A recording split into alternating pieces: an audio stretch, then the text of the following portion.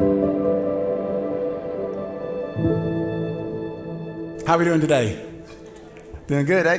I don't know, but last Sunday, I don't know if you saw, last Sunday evening was the Academy Awards, right? You know, that was the Oscars.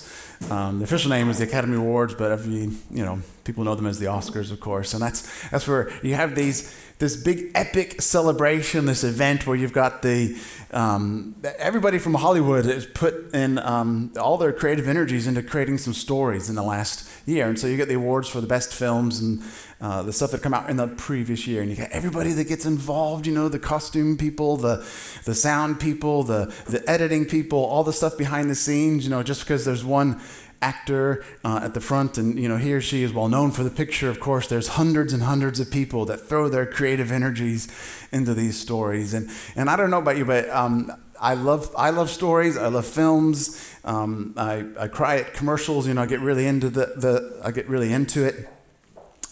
So I get just really into it. And I don't know about you, but stories are amazing. And the best stories are the ones that stick with you.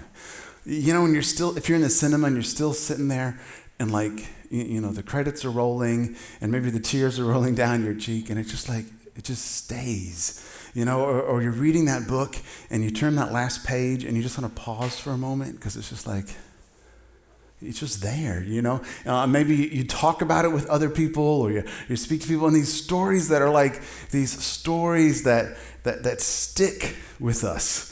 And those are the best stories. And the best stories are the ones that not only stick with you, but actually change the way you think.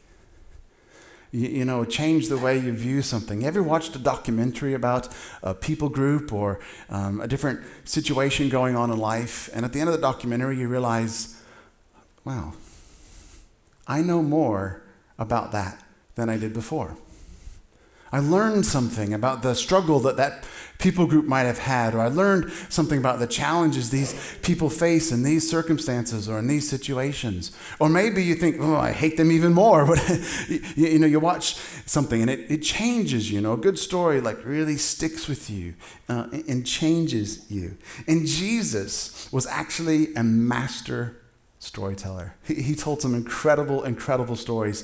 And we've got a book of Luke. I know James mentioned it. We have the copy of the book of Luke. We're going through the book of Luke this series. And Luke is so unique. Luke does a lot of interesting things. And one of the most amazing things is Luke records the most stories of Jesus out of anyone. He recorded some of the most well-known stories, in fact. But he records lots of moments. We'll go into that about why he did it in a moment. But it's so incredible. We want to make sure that everybody has a copy of this. Use this. Read it while you're on going to bed at night or sitting up in the morning having your cereal or your porridge, whatever it is. At work, you got an hour. Make sure you got an hour. Now, maybe there's someone in your life who you think, hey, I could pass a copy on to them. Do that, please. These are here. So remember that Luke wasn't writing to be in the Bible because the Bible didn't exist. Luke was writing a record, and he tells us about what he was writing. And just a quick recap, he tells us the very beginning of his book, he gives an introduction, and it starts like this. It says, many have undertaken. And if you've got your Bible, your little Luke book with us, you can follow along. It says, many have undertaken to draw up an account of the things that have been fulfilled among us, just as they were handed down to us by those who from the first were eyewitnesses and servants of the Lord. And he carries on. He says, with this in mind, since I myself have carefully investigated everything from the beginning, I too have decided to write an orderly account for you. And he's writing it for this person, Theophilus, most excellent Theophilus, because books were expensive and not everybody could read at that time anyway. So Theophilus is the sponsor, most excellent Theophilus, so that you may know the certainty of the things that you have been taught. And Luke tells us twice, a quick recap, he tells us twice in those first two verses the word report or account. There's a Greek word that means diegesis, and what that meant originally is to give a full report about somebody. And a full report was this: you had to write about what they did and what they said. That's a full report.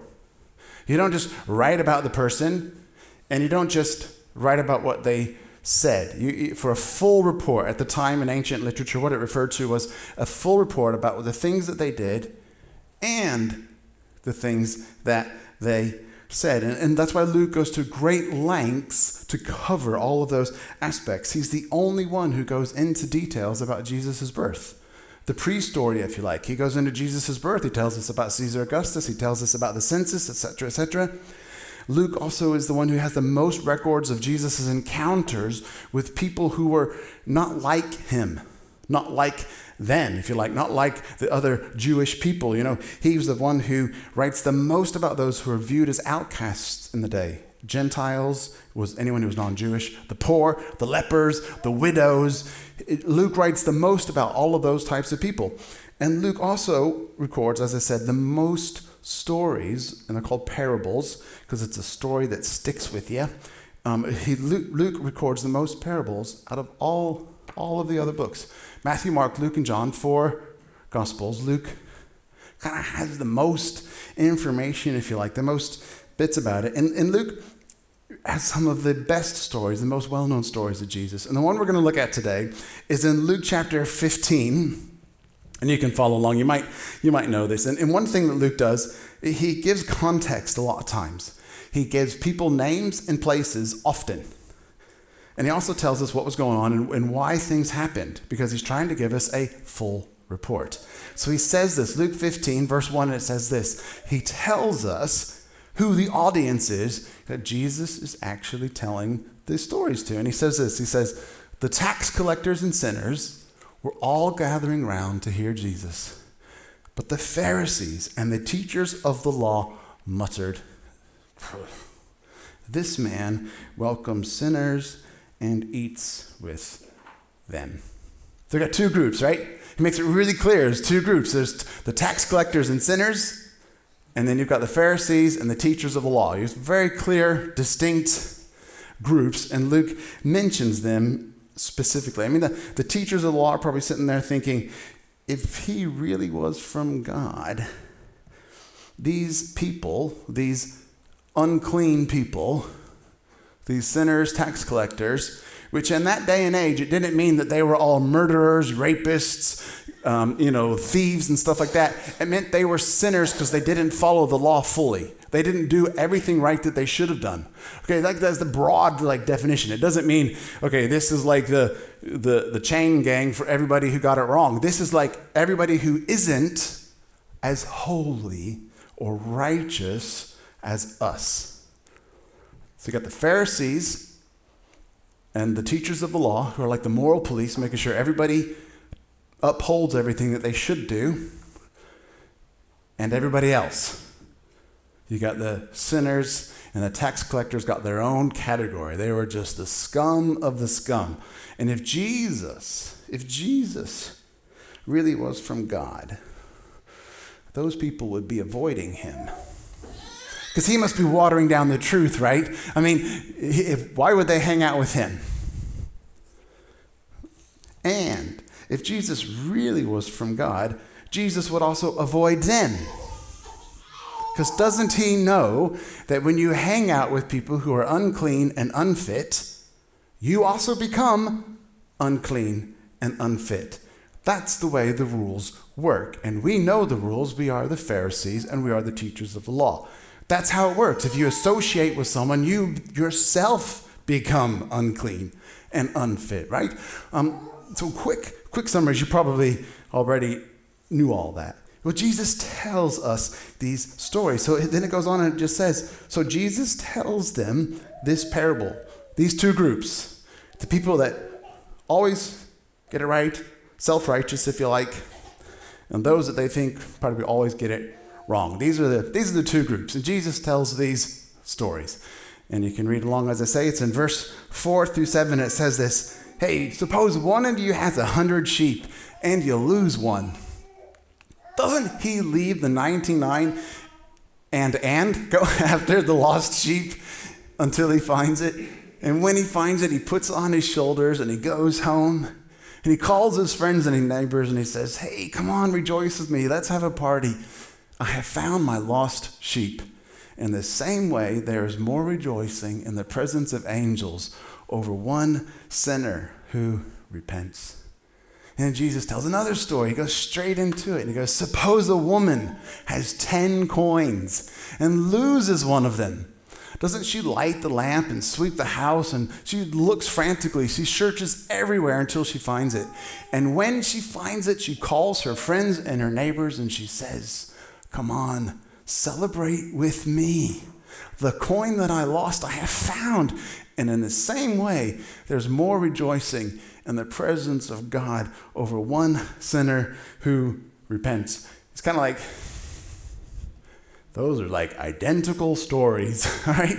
It's like, it follows such a similar plot line, a similar story. I mean, one thing that's really interesting is the fact that usually the hero in the story, or the noble one, is the one who represents God's heart towards us.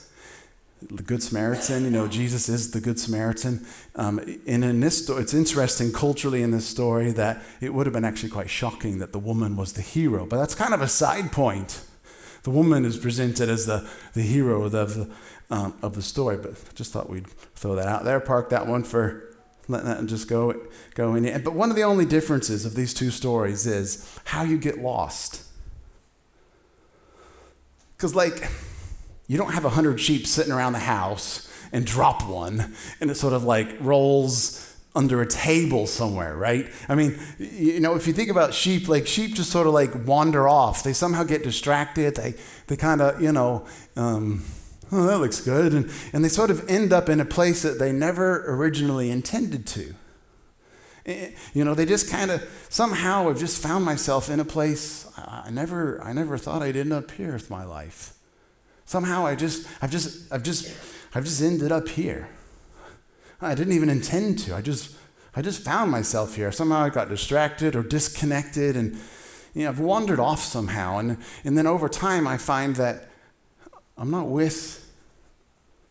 connected anymore. I'm separated.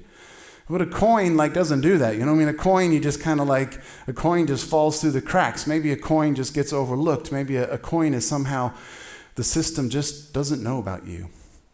You don't fit the boxes appropriately to be eligible somehow. You just fall through the cracks. You fall through the system.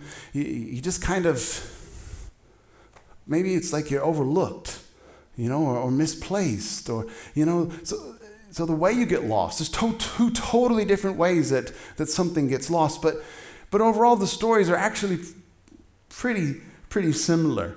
And we're kind of rushing through those because the thing that we're getting to now, because Jesus is just warming people up. He's just kind of getting them going. He's I make it a bit sort of 100 and about a sheep, which you'll understand. And then a bit smaller number, 10 and a coin. And he's going to bring it home even more. And he's actually going to make it personal. And I just have to say, this is the story that he won the Oscar for. I mean, this is the one that changed so many people's lives. This next story, this is the one. Most people, when they do a trilogy of films, by the time you get to the third one, you're you should have stopped, right? It's haven't you learned anything? But hey, Jesus does it the other way around. He gives you these little tasters, and then the next little story, and then bang, he hits them hard, and he makes it personal. It's no longer abstract. It's no longer an object. It's no longer agriculture. It's actually personal, and he brings it home, and he does it like this. It says, Jesus continued. It's in verse 11. He says, there was a man who had 2 sons, and the younger one says to his father, Dad, give me my share of the estate. Give me what's mine. And the father divided the property between them. If you've ever been involved in an inheritance, they're kind of messy. Yeah. And this isn't just put a sticker on the couch and put a sticker on the TV and decide what goes to who and what goes to the charity shop. And there's no bank accounts. In these days, he doesn't have an ISA sitting over here with HSBC and a little bond over here with NatWest or something, and just sort of consolidate it into a pot and split it in half. He divided his life. He's a farmer. How do you divide the estate? I mean, how do you liquidize your assets when they're not sitting in a bank account? I mean, what did he have to do? Okay, basically, you only did this when you died. And the son is saying, you are as good as dead to me. Give me what I want now. And the father rips himself in two. The father splits his life, if you like. He divided his estate between them. It cuts it into half. And this isn't just to like, oh, okay, son, write the check and there he goes. This is a big deal. And everybody's sitting there, tax collectors, sinners, Pharisees, teachers of the law. Everybody would know that is how it works. Everybody would understand. Everybody would know how big it is. It's inconvenient. But not only is it inconvenient, it's shameful. It's an embarrassment to the dad. And in a culture that would have honored the patriarch, the father, would have honored them, it's just such a shameful thing for a child to ever do. And then the dad goes along with it. He divides his life. He separates it. And you could feel the crowd would be angry and upset and indignant, and they would be annoyed for the father. They would be upset. They'd be angry at the son. It would just be so culturally unacceptable. And then Jesus, the master storyteller, he just pushes it a little bit further, and he carries on, and it says, not long after that, the younger son got together all that he had, and he set off for a distant country, and he squandered his wealth in wild living. After he spent everything, there was a severe famine in the land, and he began to be in need. I mean, the crowd at this point is going to be even more annoyed with the son, right? Everything that your dad had worked his entire life for, you blew. Everything that he had invested in you and invested for the future, all of his hopes, all of his dreams, all of his longing, all of his desire to set you up for the future, all of a sudden, and I don't know how long, I mean, what did you do? Blow it in 3 months, 6 months? We don't know how long it took. It doesn't matter. He wasted it. Squandered is the word used. You just squander something. Like, it's to totally waste it. He wastes it. And he wastes it in wild living. And then there's a severe famine. I mean, the people will be getting so annoyed. They'll be like, man, when is this son going to get what he deserves? That's the going on. And then Jesus moves the story further, and it says that the son went and he hired himself out to a citizen of that country who sent him out into a field to feed pigs. Golly. I mean, how low is he going to go? Don't you know when you hang out with that which is unclean and unfit, you yourself become unclean and unfit. And pigs are one of the most unclean and unfit thing that you can be around.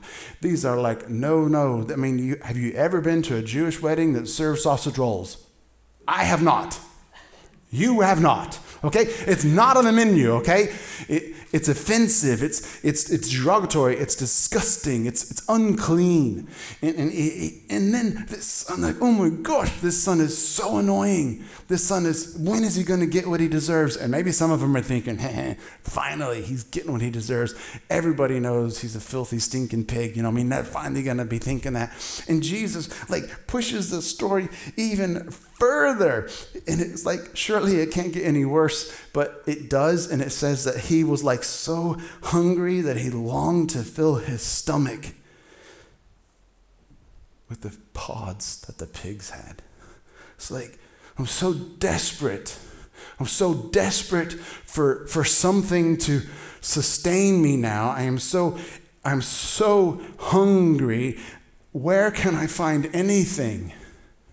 And he's having to feed himself and longing to feed himself by the very thing that is just reprehensible. It goes against everything inside him.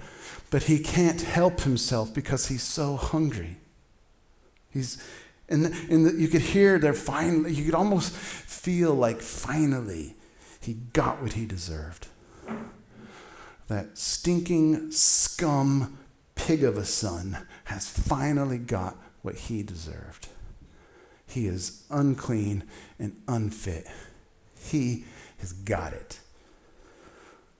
And the story carries on, and it says when he came to his senses, when he woke up, when the light bulb went on, when he came to his senses, it says, how many of my father's hired servants have food to spare, and I'm here wanting to eat the pig slop? I know what, I'm going to go home. I'm going to go back to my father, and I'm going to say to him, Father, I have sinned against heaven and against you. I'm no longer worthy to be called your son. Make me like one of your hired servants. So he got up and he went to his father. He got up when he came to his senses. When we come to our senses, that's a good point in life. And we can find ourselves in a place for a whole host of different reasons. Sometimes we're in a mess because of our own decisions. Sometimes we're in a mess because of our own dumb choices. Sometimes we're in a mess because of other people's decisions. And sometimes we're in a mess because it's totally out of our control. And here you have this young man who made some stupid choices and found himself in a mess. But surely he had friends. Surely he was on... where did all his friends go that were there when he had all the money? Where's the people that could have been there for me and helped me? And it's surely not his fault that he's experiencing a famine. There's a famine crisis going on in different places in the world, right? What have little children done who woke up in the morning and find themselves in a country on the brink of famine? It's not their fault. They're not the politicians. They're not the people who made decisions. All of a sudden, it's happened to them. Like economic downturn. You get laid off because something's happened in your workplace or something has just changed totally out of your control, and you find yourself in a place you never intended to be, and it's actually nothing to do with you. It's not your fault at all. And there's this perfect storm of stuff, and everything conspires at once, and this young man is experiencing every single one of those at the same time. But he does something that's incredibly important that we can all do. In this, whatever position you find yourself in, your position is not important, your direction is. Your position is not important, your direction is. Because your direction determines your destination. Your direction determines your destination. It didn't matter where he was. What mattered was he chose to change directions. And whatever mess you find yourself in, whatever you've got going on in your life right now, whatever junk, whatever, maybe your own fault, maybe other people's fault, maybe whatever's going on, if you carry on that road, it might not get any better. And even if you still feel in that place, changing directions, your direction eventually determines your destination. He changes directions. That's the first step for all of us learning to change what's going on in our lives. We change direction. And he changed direction. And he's working on his speeches, and he's thinking, I'm going to grovel. I'm just going to, I have got to eat the biggest helping of humble pie. I have got to just I'm going to be crawling by the time I get to my dad. He's I'm just going to have to, just lay it all out. And the crowd is thinking he is going to get what he deserves. This is the man who the whole village would have known what you had done. The whole town would have known what you had done. You affected his whole business. You affected your dad's livelihood. Everybody knows what you have done. Everybody knows. And here he's coming back, and he's finally going to get what he deserves. And while he was still a long way off, it says the father sees him, and he was filled with anger.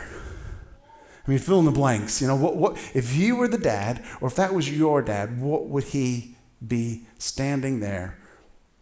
You're coming home late. You've been out late. You've been out later than you thought. You might smell a bit spiritual. You might smell of something. They're there. How are you going to be greeted? Anger? Shame? derision, like fill in the blanks. I don't know, how what have you experienced? What would you do? I mean, what would you be like? What would you as the parent be like when that person's coming back? And he is filled with, and he is going to get that son and finally give him what he deserves. And Jesus, the master storyteller, twists it and he says he's filled with compassion. And I don't know, maybe he just let it hang. And the crowd gasps, looks at one another. What? No, it's not what he deserves. When you're unclean and unfit, you're unclean and unfit. You're unsuitable, you're unwanted, you're unneeded, you're unnecessary, you're unwelcome. We know what it's like to be right. No, you do not meet someone with compassion. No! This dad is the dumbest dad in the world. First, his son says, give me everything, and you do it. You should have put him in his place. You would have responded, and then he comes back, and you have compassion, and you can just feel this angst. This is what would be going on culturally. And then instead of it stopping there, it's like Jesus, the master storyteller, he just pushes it and pushes it further. And it says, while he was still a long way off, he hadn't even made it back home, for goodness sake. While he's still a long way out, the dad sees him, he runs to him. He runs to him and he grabs him. He throws his arms around him and he kisses him. You can almost feel people saying, give him what he deserves. And you're hugging him and kissing him. He is unclean and he is unfit. He stinks, man. He smells like pigs. His hair is unkempt. His beard is scraggly. His shoes probably have holes. If he's got shoes anymore, they're falling apart. His clothes are tattered. I mean, how long has he been walking? What kind of BO? The guy, when did he last clean his teeth? The guy is a mess. Okay? And he left you. He shamed you. He embarrassed you. He humiliated you. He went against everything you had built your entire life for. Everything. He's gone against everything that you built. Totally. And it's not random like a coin or a sheep. It's personal. It's your son. Because isn't it the ones that you love the most that hurt you the most? Maybe they don't always intend to, but they do. It's always the ones we love the most that hurt the most. And Jesus just carries on with this story. And the son starts to get his speech. He starts to say, okay, just give me a moment, Dad, Father, I have sinned against you and I've sinned against heaven. And he's going over this speech, this thing that he's been rehearsing every step of this long journey home. And I don't deserve to be called your son anymore. See, the son knows what he deserves. I've broken our relationship beyond repair. I've gone too far. There's no coming back from this. This is what he's saying. You can hear the crowd thinking, finally. There's only one person in this room who is speaking sense. It's the son. He understands what he deserves. He finally gets it. So now the father is going to give him something. Oh, yes, finally. And Jesus says, the father interrupts his speech and he says, bring the best robe and put it on him. Give him a ring and put it on his finger and put sandals on his feet. He's restoring his son. He's not just dressing him, okay? He's not just saying, yeah, that whiffs. Let's get him a new shirt. Somebody, please, come on. I mean, woof. The fact that he's being clothed in a robe, he's given a ring, which means you're part of the family, and sandals, which mean you are not a servant, you're a son. He's restoring the child. He's restoring his son. And he says, quick. Oh, man. We're not very quick at this kind of stuff, right? Hold on a minute. Wait. Just hold that robe. I've got something. Just let me offer this, Father. Okay? Before you give him a robe, let's see that he's really changed. Let's see some evidence of some changed behavior, Let's see him prove himself just a little bit before you kind of give him all the welcome. Let's make sure he proves himself, right? Isn't this what we do? We sort of step in at the quick bit and we say, slow down. Come on, slow down. We don't really know that he's really changed. We need to see some change. I think Jesus would say, but it's not about behavior.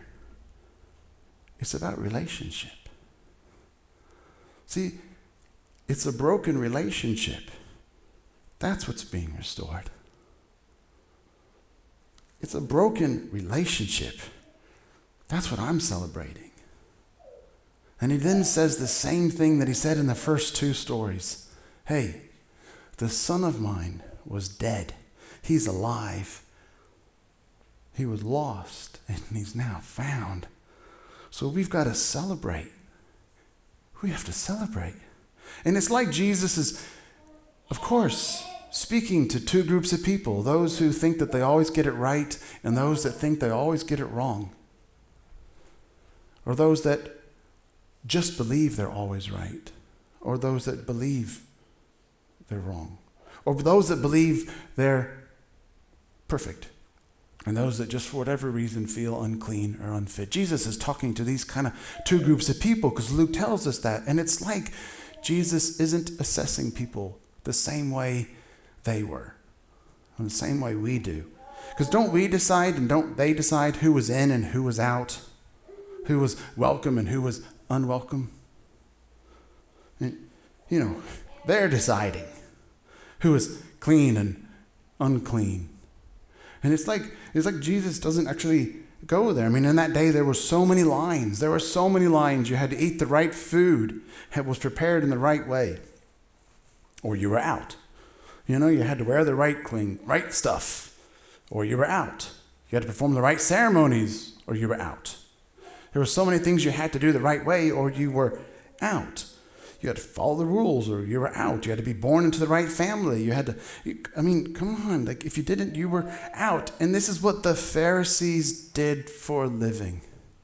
This is what the teachers of the law did for a living. They interpreted the law, made sure that you knew what the rules were, and then they enforced them.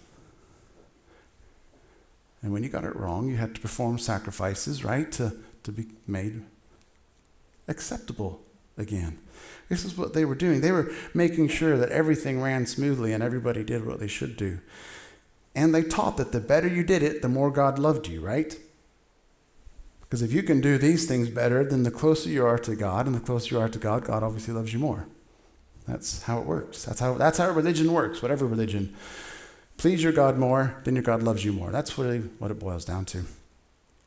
And Jesus is messing with everybody's heads here. And of course, we would never do that, would we? We would never look down on other people. We'd never sit in a coffee shop and just enjoy our coffee whilst eavesdropping on someone else's conversations and sit there and thinking, well, I would never raise my kids that way, or I'd never do that, or maybe there's that parent at the school gate and you think, well, I can tell what kind of parent they are. They came out in their pajamas this morning. Goodness gracious, I'd never do that, I wonder if the kids are a terror. No wonder, we'd never do that.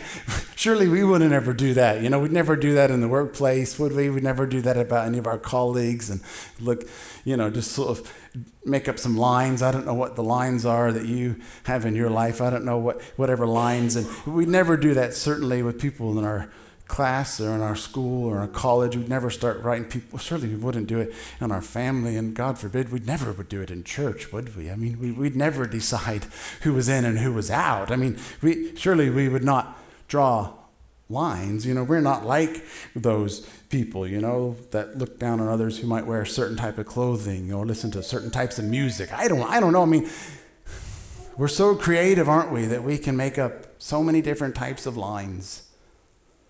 And it's so easy to do this. It's so easy to think, I can't wait till they get what they deserve. When will they get what they deserve? And if we're really honest, it's easy and makes us feel good to think we're better than somebody else. Doesn't that feel good? Doesn't it feel good to look at somebody else and think, wow, I'm glad I'm not like you. I'm glad I don't live there. I'm glad I don't work there. I'm glad I don't, whatever. Doesn't it make us feel good to make ourselves think we're better than somebody else? It's so easy, isn't it? And I think this is Jesus' point in the story. He wants them to realize that there's a new way of doing things. He's doing something totally different. And Jesus' point, this is the older son. I mean, remember the older son? There were two sons. The older son, he's still out in the field. And it says that he got angry. One son chose to change directions and one son chose to stay out. It says the older son became angry and he refused to go in. So his father pleaded with him. Both sons have an opportunity to change directions, and in both sons the father goes to. Both people he goes to. And the older brother says, look, after all these years, I have been slaving for you. I've done everything right. I've been working hard for you. I'm a Pharisee. I'm a teacher of the law. I have done it all right, and I have made sure I did it right, because the more I do it right, then I can earn your love. I can be sort of acceptable. And this one, who never did the right thing, basically squandered everything. This son who squanders everything. Like, what can you do for him? You come home and then you kill the fattened calf? Come on. The brother's saying he doesn't deserve it. He doesn't deserve it. He doesn't deserve it. And Jesus replies, I am celebrating a restored relationship. He was dead and he's alive. He was lost, and he is found. And the story ends. That's where it finishes. It just ends right there. It's like this. It leaves on this cliffhanger. Like, what are you going to do? It's just left on this cliffhanger. What are you going to do?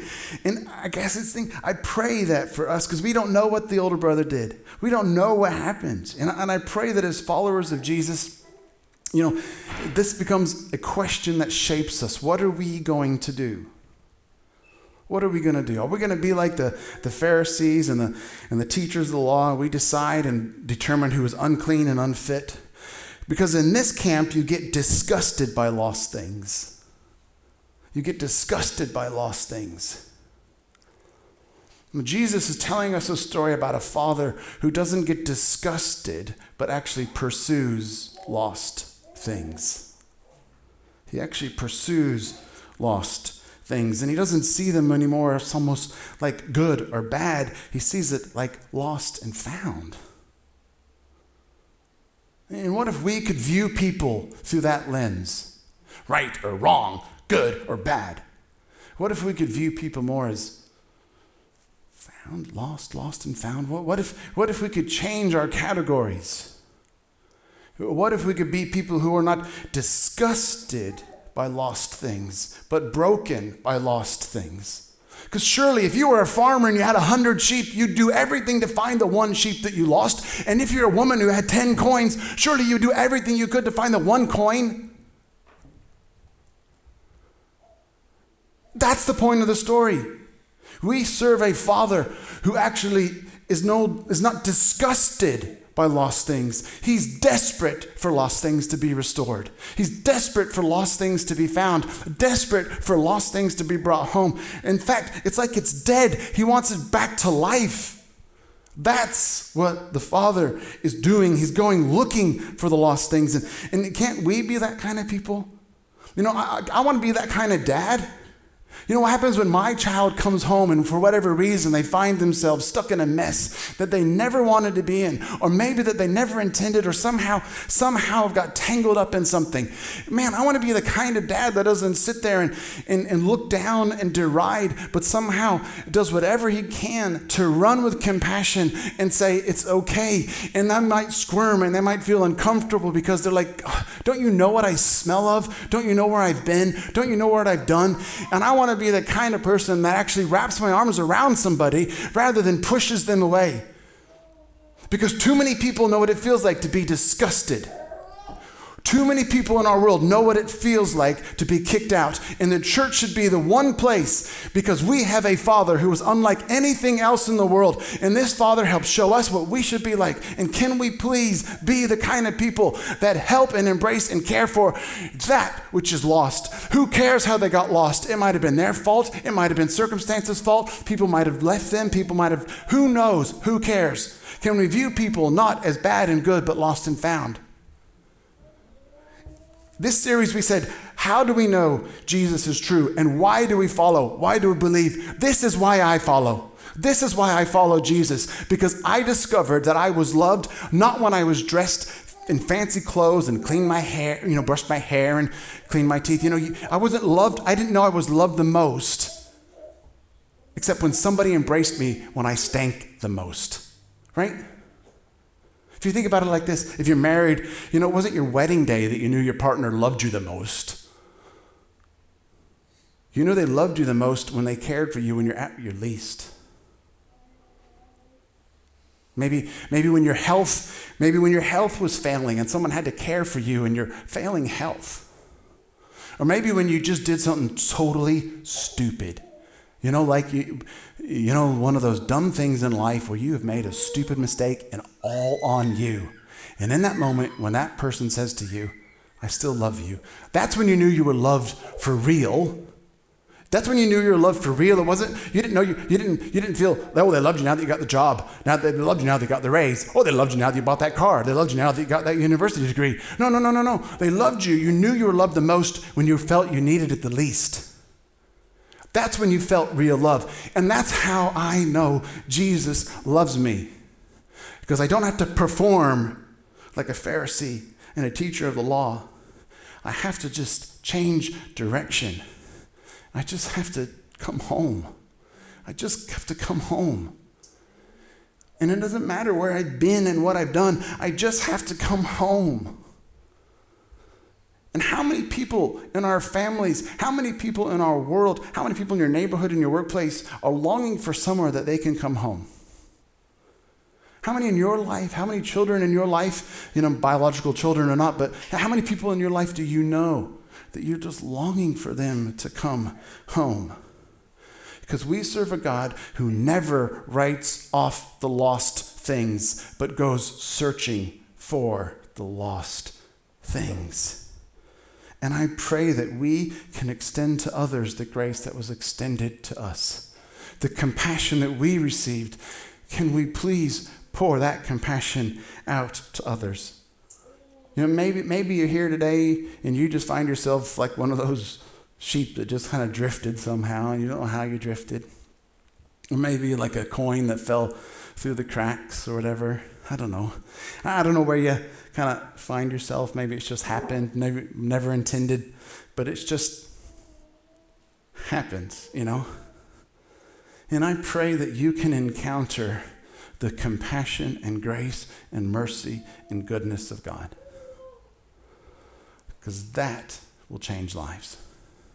That will totally, totally change your life. And maybe it's not that you just wandered off or felt like society's moved on past you. Maybe you just know that you have made some choices in your life that have got you in a place that's a mess. You can come home. And can we be a church that says you're welcome, even before you've washed up? Can we be a place that says, you're welcome, even before you've shaved your beard and brushed your teeth and had a shower? Can we be a place that says, you know what? You're welcome, even though you smell like pig crap. You're still welcome. And can we be a place that doesn't keep it at a distance, but says, I'm going to make it personal. It's not an abstract thing like a bunch of sheep or a coin. I'm going to make it personal. I'm going to come into your space and I'm going to give you a hug. I'm going to give you a kiss. I'm going to buy you something. I'm going to get you a robe. I'm going to get you a ring. I'm going to get you sandals. Can we be that kind of place? That kind of place. Can we make it personal? Can we make it real? Because people are aching and longing for that kind of love. That's what they're aching and longing for. And later on we know in the story that there is this father who actually gave his own life. He divided his own life in half. It's just like he tore it into two. And there's this verse. It's the most famous verse in the world. You might have heard it before. For God so loved the world that he gave his one and only Son, that whoever believed in him would not be lost forever. You know, the same word there that they use, would not perish, is the same exact word that Jesus uses every single time when he says about a lost sheep and a lost coin. God so loved the world that he gave his one and only Son. He divided his entire inheritance in half and everything he dreamed and hoped for all of humanity. He gave it all. He gave what someone didn't deserve, and he did it why? So he could restore a relationship, and you would not be lost forever, but you could live forever. Man, that's like the last thing we deserved. I should have been lost forever, and yet I'm being given life forever. That's incredible. That's incredible. And that's what we want to be. We want to be conduits of that. It ain't easy because it's going to hurt us and it's going to cost us. But that's what we want to be, right? Isn't that the kind of church we want to be? Can we be that place? Please? And I don't know where you find yourself. I just pray for us this morning as we wrap it up. I don't know where you find yourself today. But I pray that you know there is someone who loves you and is longing for your heart to be healed and whole. That which might seem dead could come back to life. Jesus, I just pray for everybody here this morning. I thank you so much for everyone who's here. Everyone who's watching online. God, thank you so much. God, thank you for your goodness, your grace, your compassion, the stuff you extend and give to others. Thank you so much. Thank you that you loved us the most when we felt we deserved it the least. Thank you. And help us to be like you. Help us to be like you, Father. In your incredible name we pray. Amen. If you have any questions, you want to talk about anything, I'd love to chat to you. We got a few minutes now. At 12 o'clock, please go and get your children from across the road. If you're staying, we've got lunch afterwards, so in just a few minutes we can start like circling some chairs up, maybe put some music on, and if you're able to stick around for lunch, great. If you have to go, that's fine. Have a wonderful, amazing week, and we'll be carrying on this series next week. And please, if you don't have a book of Luke, grab one, take it home with you to read. If you've got someone in your life that you think, hey, they might like one as well, please grab a copy for them. There's plenty at the back. But it's been awesome, and thank you very much.